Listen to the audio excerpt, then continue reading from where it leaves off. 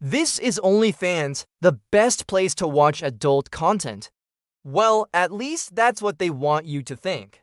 In this video, we're going to explore how this platform actually started and how it skyrocketed in popularity during COVID. The amount of money this platform has made is absolutely insane.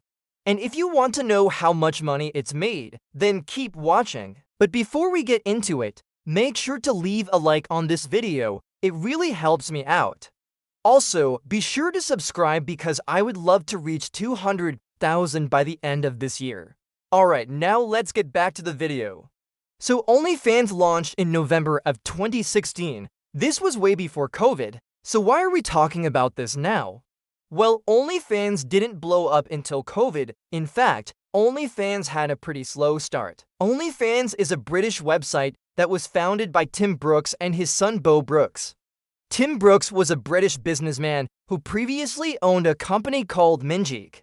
This company ran websites such as Pornhub, so when these guys created OnlyFans, they already knew how to market an adult website. According to an interview with the Daily Mail, Tim Brooks came up with the idea for OnlyFans while he was driving in Thailand. He said, "I realized there was a gap in the market for a dedicated subscription video platform. My son Bo and I saw an opportunity to build something special." So what exactly is OnlyFans? Well, OnlyFans is a subscription-based platform where people can upload adult content. Fans can then pay a monthly subscription fee to access their favorite adult content creators.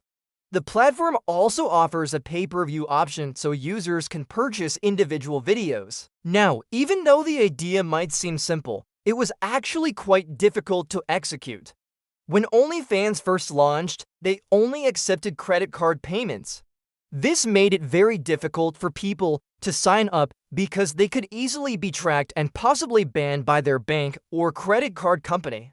To solve this problem, OnlyFans quickly added Bitcoin as a payment option. This made it much easier for people to sign up because it allowed them to pay anonymously. It wasn't long after that people started signing up en masse. But at first, most of the people signing up were adult content creators. These creators were attracted to the platform because of the high payout. OnlyFans takes a 20% cut of all earnings. That means if you make $1,000 on the platform, you'll only keep $800. That's a pretty steep cut, but for many adult content creators, it's worth it. In fact, some adult content creators have been able to earn millions of dollars on OnlyFans. The most successful adult content creator on OnlyFans is an adult film actress named Mia Khalifa. She joined OnlyFans in July of 2020 and she's since earned over $30 million on the platform. Other successful adult content creators include Bella Porth, who's earned over $20 million, and Carmen Electra, who's earned over $10 million. Now, even though OnlyFans is a great platform for adult content creators, it was still struggling to gain traction.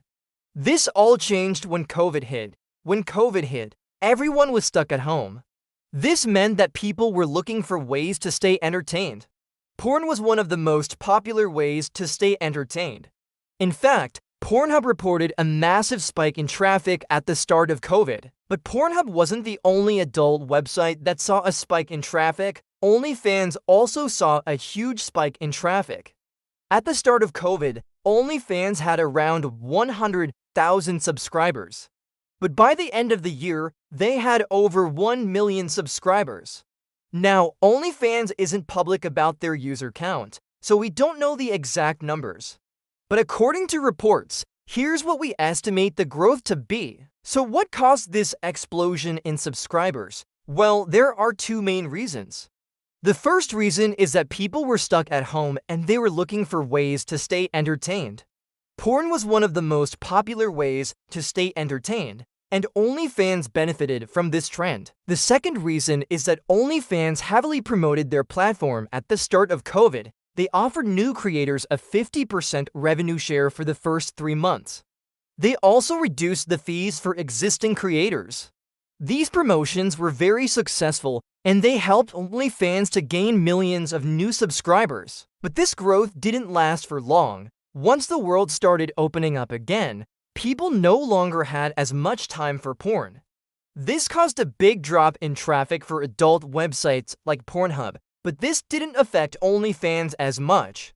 Even though OnlyFans had fewer subscribers than Pornhub, their average revenue per user was much higher. This was because people were willing to pay for OnlyFans, but not for Pornhub. People were also more likely to binge-watch content on OnlyFans because it was ad-free. These factors allowed OnlyFans to maintain their rapid growth throughout 2021, but this didn't last forever either. By the end of 2021, OnlyFans was losing money. This was because they were paying out more money to creators than they were making in revenue. OnlyFans tried to fix this issue by increasing prices, but this led to a bunch of creators leaving the platform. Luckily for OnlyFans, they were able to turn things around in 2022. They did this by cracking down on low-quality content. This led to a bunch of popular creators leaving the platform, but it also led to OnlyFans becoming more profitable. Today, OnlyFans is doing better than ever, they're profitable and they're growing faster than ever. But this hasn't stopped people from trying to copy them. There are a bunch of OnlyFans copycats out there, but none of them have been successful.